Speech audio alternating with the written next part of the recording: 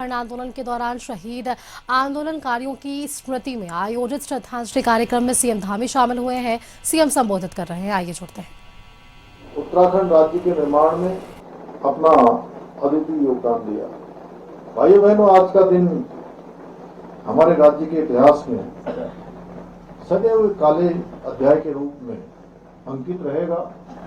आज से ठीक एक दिन पहले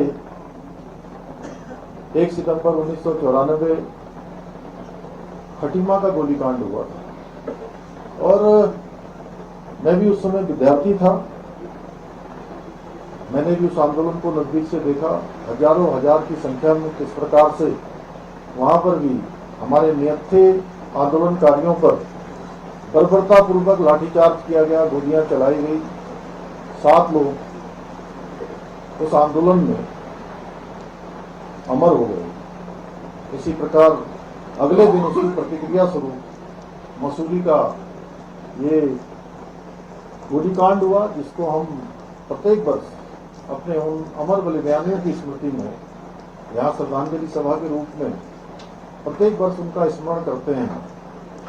भाइयों बहनों, मुझे क्योंकि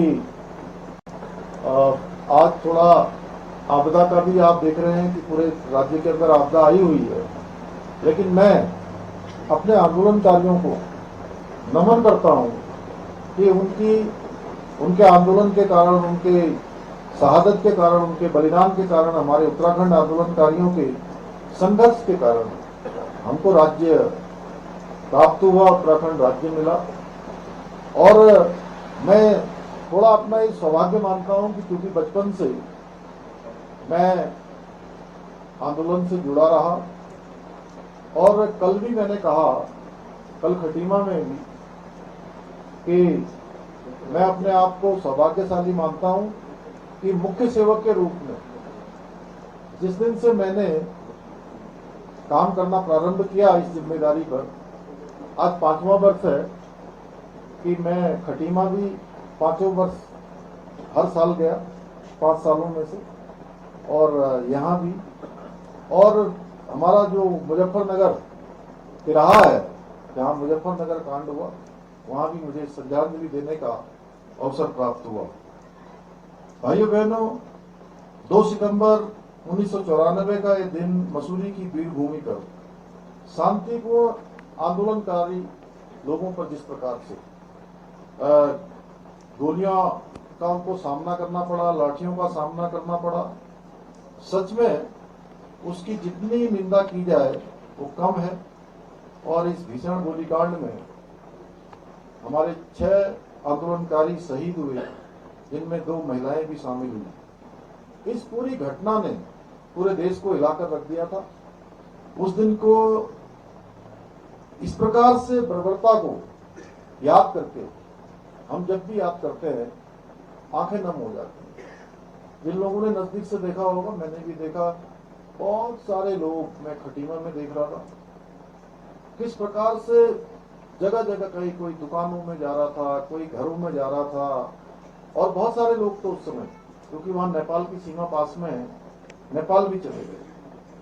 और ये घटना उस समय के जो सत्ताधारी दलों के लोग थे, उनके दमनकारी रवैये का प्रतीक थी, जिन्होंने एक शांतिपूर्ण आंदोलन को बिल्कुल निर्दयता के साथ कुचलने का प्रयास किया।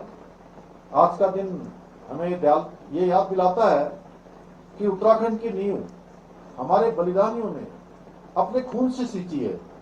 भाइयों बहनों, ये राज्य हमारे आंदोलनकारियों के त्याग, तपस्या और बलिदान का ही प्रतिफल है।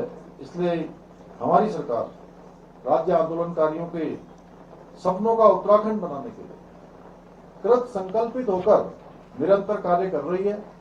आज के इस अवसर पर मैं आप सभी को ये विश्वास दिलाता हूं कि हमारी सरकार जब तक राज्य आंदोलनकारियों की अपेक्षाओं की, उनकी आकांक्षाओं को पूरा कर नहीं लेगी, तब तक चैन से नहीं बैठेगी, आराम से नहीं बैठेगी।